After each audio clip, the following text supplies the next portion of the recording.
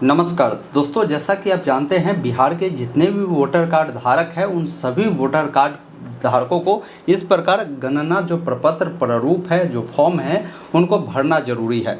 ये फॉर्म काफ़ी सारे लोग ऑनलाइन भी भर रहे हैं, काफ़ी सारे लोग ऑफलाइन भी भर रहे हैं। अब का एक आदेश आया है कि जिन लोगों के पास कोई डॉक्यूमेंट नहीं है वो लोग भी इस फॉर्म को भरकर जमा कर सकता है और उनका जो नाम है, जो वोटर लिस्ट जारी होगा ड्राफ्ट वाला, उसमें आपका नाम देखने को मिल जाएगा। काफ़ी सारे लोग इस चीज़ों को लेकर परेशान हैं कि कैसे हम बिना डॉक्यूमेंट के इस फॉर्म को भर सकते हैं और कैसे जमा कर सकते हैं। उसका इस वीडियो में मैं स्टेप बाय स्टेप प्रोसेस बताने जा रहा हूं। आप ध्यानपूर्वक अंत तक देखिए। अगर आपके पास फ़ोटो भी नहीं है, कोई डॉक्यूमेंट भी नहीं है, फिर भी आप अपना वोटर कार्ड में नाम रख सकते हैं। लेकिन अगर आपके पास कोई डॉक्यूमेंट नहीं है और गलती से आपने इस फॉर्म को भी नहीं भरकर जमा किया तो आपका नाम वोटर आईडी कार्ड में से जो है हटा दिया जाएगा। आने वाले विधानसभा के चुनाव जो होगी ना, उसमें आप वोट भी नहीं दे पाएंगे। ये विशेष तौर पर ध्यान रखिएगा। तो बहुत ही खास वीडियो है, हर एक टॉपिक को बिल्कुल डिटेल में बताऊंगा। बाकी जिनके पास अगर डॉक्यूमेंट है तो कौन से डॉक्यूमेंट किनको देना है वो चीज़ें भी वीडियो के लास्ट में बता दूंगा। इसके अलावा मैं आपको ये भी बताऊंगा कि अगर आपका जो वीएलओ है, आप नहीं जान पा रहे कि भाई मेरा वीएलओ कौन है, उनका क्या नाम है, उनका क्या मोबाइल नंबर है, ये भी फाइंड करना बताऊंगा। इस फॉर्म को अगर वीएलओ से आप प्राप्त नहीं कर पाते हैं तो डाउनलोड करना भी आपको इस वीडियो में आपको सिखाऊंगा। बस ध्यानपूर्वक अंत तक देखिए। पसंद आ तो लाइक कर सभी दोस्तों के साथ शेयर कीजिए। ऐसे लगातार अपडेट के लिए चैनल को सब्सक्राइब कीजिए। आगे आने वाली जो भी अपडेट होगा ना, आपको मिलता रहेगा। आइए फिलहाल स्क्रीन पर चलकर बताते हैं कि बिना डॉक्यूमेंट के भी आप कैसे आप सभी गणना प्रपत्र जो फॉर्म है उसको भरकर जमा कर सकते हैं। दोस्तों, अब ये देख पा रहे होंगे, ये ऑफिशियल नोटिफिकेशन है जो कि भारत निर्वाचन आयोग द्वारा जारी किया गया है। बिहार में जो मतदाता सूची विशेष गहन पूर्ण निरीक्षण का जो काम चल रहा है उसके लिए ये विज्ञापन जारी किया गया है। इसमें बताया गया है कि मतदाता सूची में अगर आपका नाम है ना, तो आज ही आपको गणना जो प्रपत्र है वो आपको भरना है। यदि आपके पास ईपिक कार्ड है तो भी आपको भरना है, कार्ड नहीं है फिर भी आपको ये जो फॉर्म है, जो फॉर्म मैं आपको दिखा रहा हूँ, ये फॉर्म आपको भरने की ज़रूरत है। पहले समझ लीजिए कि ये जो नई नोटिफिकेशन आई है ना, इसमें कुछ चीज़ें बताई गई है। जैसे यहाँ पर देखिए ऑफलाइन आवेदन करने का प्रक्रिया है और यहाँ पर ऑनलाइन आवेदन करने का प्रक्रिया है। अब देखिए बहुत सारे लोगों का कमेंट था कि हमारे पास कोई डॉक्यूमेंट नहीं है तो कैसे अप्लाई करें, तो इस चीज़ों को लेकर यहाँ पर बताया गया है। देखिए यहाँ पर बताया गया है कि निर्वाचकों से अपील, निर्वाचकों का मतलब ये है कि जो वोटर कार्ड धारक है ना, उनसे अपील किया गया है कि अगर आपके पास डॉक्यूमेंट है तो अच्छी बात है, आप अपना जो गणना प्रपत्र है आप अपने बीएलओ से प्राप्त कर सकते हैं। यानी जो ये फॉर्म आप देख रहे हैं ना, गणना प्रपत्र, इसको आप अपने बीएलओ के पास जाकर ले सकते हैं। आगे मैं बताऊंगा कि बीएलओ की आप जानकारी कैसे ले सकते हैं, उनका नंबर, उनका जो भी एड्रेस है वो कैसे पता करेंगे ताकि आप वहां जाकर फॉर्म को जमा करें, वो चीज़ें मैं बताऊँगा। तो वो चीज़ें बता रहा है कि बीएलओ से आप इस फॉर्म को प्राप्त कर सकते हैं और इसको भरकर अगर आपके पास कागजात है तो कागजात एवं इस फॉर्म पर फ़ोटो मांगता है, फ़ोटो को चिपका कर आप बीएलओ को उपलब्ध करवा सकते हैं। लेकिन यहाँ पर दूसरा लाइन भी इन्होंने लिखा है कि यदि आवश्यक दस्तावेज तथा आपके पास फ़ोटो उपलब्ध नहीं है तो सिर्फ जो गणना प्रपत्र है उसको भरकर भी आप अपने बीएलओ को दे सकते हैं। इससे भी आपका काम चल जाएगा, ये ध्यान रखिएगा। तो जो डॉक्यूमेंट के अभाव में आप फॉर्म को नहीं भर पा रहे थे ना, तो वैसा नहीं करना है, आपको फॉर्म को हर हाल में भरना है। एक बार मैं तिथि के बारे में बता दूं तो यहाँ पर देखिए महत्वपूर्ण तिथि बताया गया है कि फॉर्म भरने का जो अंतिम तिथि रखा गया है वो 26 जुलाई 2025 तक है, ये ध्यान रखिएगा। बाकी आपका जो ड्राफ्ट प्रकाशन होगा, मतलब जो प्रोविजनल एक प्रकार से वोटर लिस्ट जारी होगा, 1 अगस्त को होगा। 1 अगस्त से 1 सितंबर तक आपकी जो है वेरिफिकेशन होगी, उसमें आपत्ति होगी, सुधार होगी। उसके बाद फाइनल लिस्ट 30 सितंबर को जारी कर दिया जाएगा। अभी जो देख पा रहे हैं यही आप सभी का जो गणना प्रपत्र प्रारूप है वो है। ये फॉर्म आपको 2 माध्यम से मिल सकता है। पहला माध्यम कि आपके जो बीएलओ है वो भी आपके घर पर दिए होंगे या बीएलओ के पास जाकर ले सकते हैं। दूसरा माध्यम है कि आप ऑनलाइन भी डाउनलोड कर प्रिंट कर सकते हैं। आगे मैं बता दूंगा कि कैसे ऑनलाइन भी अगर चाहे तो आप लेना तो ले सकते हैं या बीएलओ से भी आप ले सकते हैं। इसमें देखिए सबसे पहला चीज़ है कि आपका जो भी नाम होगा ना, निर्वाचक का नाम, मतलब वोटर कार्ड धारक का जो नाम है वो यहाँ पर आपको देखने को मिलेगा और आपका जो भी ईपिक नंबर है वो यहाँ पर आपको देखने को मिलेगा, ये ध्यान रखिएगा। बाकी आपका पता जो है यहाँ पर हो सकता है फिलअप होगा, नहीं होगा तो आप अपना जो प्रॉपर पता है वो लिख दीजिएगा। जैसे आपका ग्राम होगा तो यहाँ पर ग्राम लिखिएगा कॉमा लगाकर, जो पोस्ट ऑफिस है पोस्ट ऑफिस लिखना है कॉमा लगाकर, थाना प्रॉपर अपना पता जो है यहाँ पर लिख देना है। उसके बाद यहाँ पर जो भी आपका क्रम संख्या होगा, क्रमांक संख्या वो देखने को मिलेगा, भाग संख्या, और जहाँ भी आपका वोटिंग होता होगा ना वो विद्यालय का नाम भी मिलता है, विधानसभा लोकसभा का जो नाम है मिलता है, आपका राज्य यहाँ पर देखने को मिलता है। अब यहाँ पर क्या करना है ना कि अगर आपके पास फ़ोटो है तो अच्छी बात है, आप अपना फ़ोटो एक चिपका दीजिएगा। फ़ोटो नहीं है फिर भी इस फॉर्म को भरकर आप दे सकते हैं, फ़ोटो नहीं है तो छोड़ सकते हैं, लेकिन फ़ोटो हर किसी के पास होता ही है, तो पासपोर्ट साइज का फ़ोटो चिपका दीजिएगा। है तो नहीं है तो कोई दिक्कत नहीं है, यहाँ पर आपका QR कोड रहता है इसलिए ताकि आप इसको स्कैन कर ऑनलाइन फॉर्म को भर सके। अब यहाँ पर क्या भरना होता है तो समझ लीजिए, यहाँ पर सबसे पहला चीज़ है कि आपका जो भी जन्म तिथि है ना, आप जन्म तिथि भरेंगे। जन्म तिथि जो भरते हैं ना तो कोई ना कोई आपके पास डॉक्यूमेंट होगा, उसके बिहाफ पर आप भरते होंगे, तो जो भी जन्म तिथि होगा तो पहले डेट डालना है। जैसा सपोज करिए किसी का जो डेट ऑफ बर्थ है 1 जनवरी, अगर उनका डेट ऑफ बर्थ 1 जनवरी 2001 है तो उनको क्या लिखना है, तो यहाँ पर पहले डेट लिखना है। तो डेट क्या है तो 01 जनवरी है तो 01, फिर महीना कौन सा है, 1 माह महीना है तो 01 लिखिएगा। फिर इनका साल कौन सा है 2001 है तो यहाँ पर 2001 इस अकॉर्डिंग आपको लिखना है। अब अगर आपके पास आधार कार्ड है तो आप दीजिए, यहाँ पर ब्रैकेट में इन्होंने लिखा है वैकल्पिक। वैकल्पिक का मतलब है कि अगर आपके पास डिटेल उपलब्ध है तो दीजिए, नहीं है तो छोड़ सकते हैं। है तो आप अपना आधार नंबर जो भी होगा आप यहाँ पर लिख दीजिएगा। मैं एग्जांपल के लिए बता रहा हूँ, नहीं है तो कोई दिक्कत नहीं है। आपके पास जो चालू मोबाइल नंबर आपके पास होगा वो मोबाइल नंबर आप यहाँ पर जो है लिख दीजिएगा। बाकी मैं यहाँ पर टेस्ट करता हूँ, आपका जो होगा आप लिखिएगा। अब यहाँ पर पूछता है कि आपके जो अभिभावक हैं उनका क्या नाम है। अभिभावक के तौर पर आपके पिता का अगर नाम आप दे रहे हैं तो पिता के सामने ऐसे टिक कर पिता का जो भी नाम है आप लिख दीजिएगा। अगर आपके पिता की मृत्यु हो चुकी है तो स्वर्गीय लगाकर पिता का नाम लिख दीजिएगा। या अगर आप पिता का नाम नहीं देते, कानूनी रूप से आपका कोई अलग अभिभावक है तो उनका नाम भी आप यहाँ पर दे सकते हैं।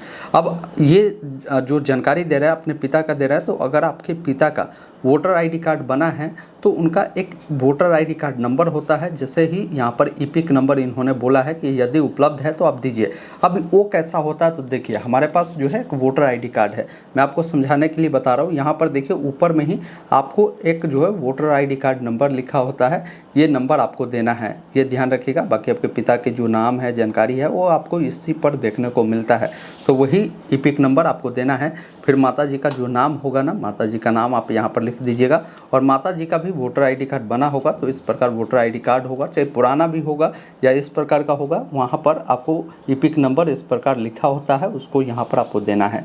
अगर कोई विवाहित पुरुष है या कोई विवाहित महिला है, अपने जीवन साथी का नाम देना चाहते हैं, जैसे आप अपने, अगर विवाहित पुरुष है तो आप अपने पत्नी का नाम दे सकते हैं, अगर महिला है तो आप अपने पति का नाम दे सकते हैं, और उनका वोटर आईडी कार्ड बना है तो उनका नंबर आप दे सकते हैं। उसके बाद घोषणा में ये बहुत ही खास चीज़ है, इसमें आपको गलती नहीं करना है। ये घोषणा आपसे पूछता है, इसमें आपको जो है 3 कॉलम बनाए गए हैं। सबसे पहला कॉलम है कि इसमें आपको बताना है कि आपका जो जन्म है 1 जुलाई 1987 से पहले हुआ है, तो आपको इस चेक बॉक्स पर टिक करना है। अब मेरे केस में क्या है ना कि इनका जन्म देखिए 1 जनवरी 2001 के केस में हुआ है, तो इनका ये ऑप्शन होगा ही नहीं, क्योंकि 1 जुलाई 1987 से पहले इनका जन्म हुआ नहीं है, तो ये यहाँ पर टिक नहीं करेगा। कोई एक ही ऑप्शन पर टिक करना जो आप फुलफिल करते हैं। फिर दूसरा कंडीशन देखेंगे कि इनका जो जन्म है 1 जुलाई 1987 और 2 दिसंबर 2004 के बीच हुआ है, तो इनको ये ऑप्शन चुनना है। अब देखेंगे भाई ये जो आ रहा है ना 1 जनवरी 2001, ये इस बीच आ रहा है या नहीं आ रहा है। तो देखिए 2001 है, 1987 और 2004 के बीच में 2001 का आएगा, ये ध्यान रखिएगा। तो इनका डेट ऑफ बर्थ इसी बीच आ रहा है, तो इनको इस चेक बॉक्स पे टिक करना है, इस प्रकार टिक कर देंगे। उसके बाद फिर इधर आएंगे ना तो इस साइड और भी जानकारी, एक और बॉक्स आपसे पूछता है कि अगर किसी का जन्म 2 दिसंबर 2004 के बाद हुआ है तो उसको यहाँ पर टिक करना है। अब एग्जाम्पल से समझिए, किसी का अगर जन्म 3 दिसंबर 2004 को हुआ होगा तो उनको क्या करना है, वो दोनों ऑप्शन नहीं टिक करना है, उनको यहाँ पर टिक करना है। या हो सकता है उनका डेट ऑफ बर्थ 1 जनवरी 2005 हो तो उनको ये ऑप्शन टिक करना है, ये ध्यान रखिएगा। तो आप अपने डेट ऑफ बर्थ के अकॉर्डिंग 3 ऑप्शन है, तीनों में से कोई एक ऑप्शन को चुनना है जो आप पर लागू होता है। उसके बाद यहाँ पर पूछता है कि मेरा जन्म भारत से बाहर हुआ है, तो जिनका भारत से बाहर हुआ है वो व्यक्ति टिक करेगा। अगर आप बाहर आपका जन्म नहीं हुआ, भारत में हुआ, ये सब नहीं करना है।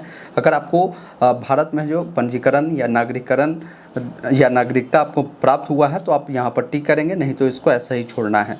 फिर आपको नीचे आना है, किस डेट को फॉर्म को भर रहे हैं वो डेट लिखेंगे। जैसे मान लीजिए हम इस फॉर्म को 7 जुलाई को भर रहे हैं तो 07/07 क्योंकि जुलाई है और 2025 है तो 2025 या 25 लिख दीजिएगा। उसके बाद यहाँ पर आपसे स्थान पूछ रहा है कि ये फॉर्म जो है किस जगह से भर रहे हैं, तो जो गांव से भर रहे होंगे तो गांव का नाम भी लिख दीजिएगा। अगर आप सिग्नेचर करते हैं तो यहाँ पर अपना सिग्नेचर कर दीजिएगा। कोई व्यक्ति सिग्नेचर नहीं करता, अंगूठा करता है तो अपना अंगूठा का जो निशान है यहाँ पर लगा देगा।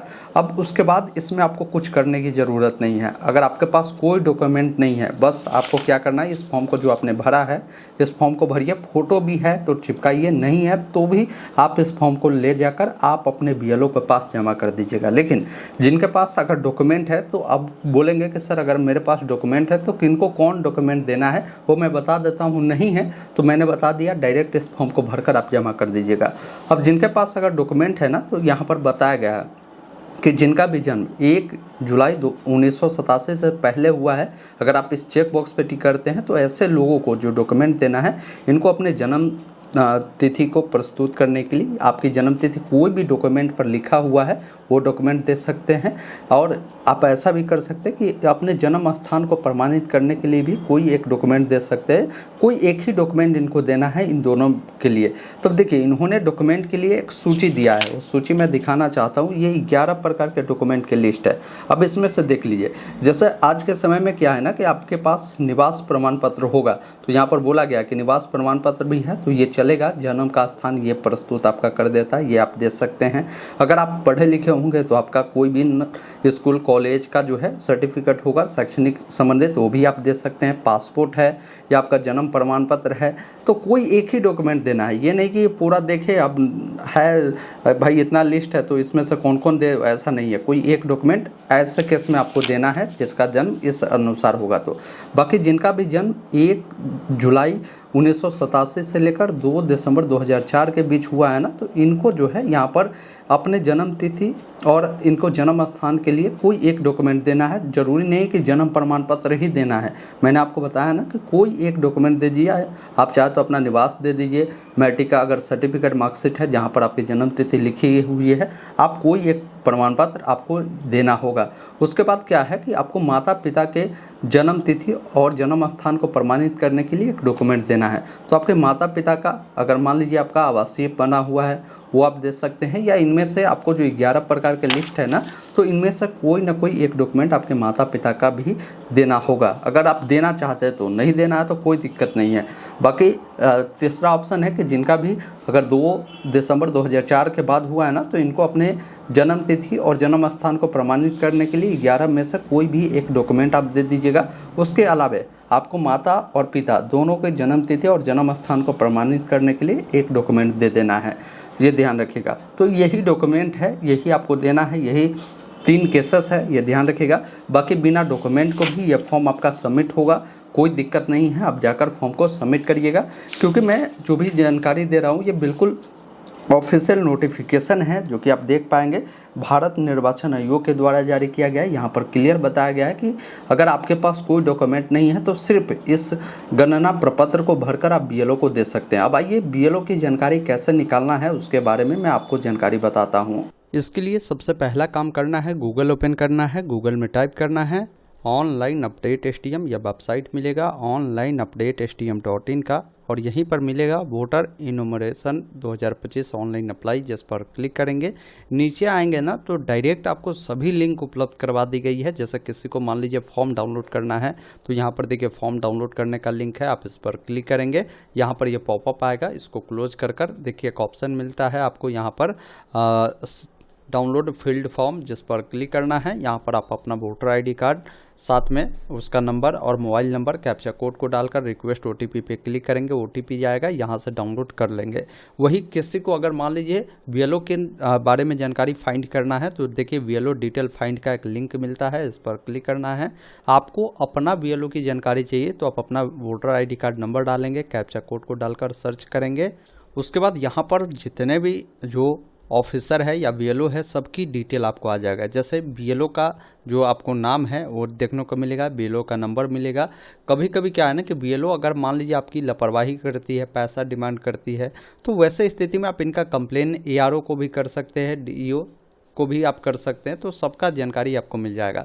वैसे आप बीएलओ से बात करना चाहते हैं, नंबर मिलेगा, बात कर कर पूछ लीजिए कहाँ रहते हैं, कहाँ एड्रेस है, आप जाकर वहाँ पर फॉर्म को जमा कर सकते हैं। दोस्तों अभी आपने देखा, मैंने आपको स्टेप बाय स्टेप सभी जानकारी बताया कि कैसे आप सभी को इस फॉर्म को भरकर जमा करना है।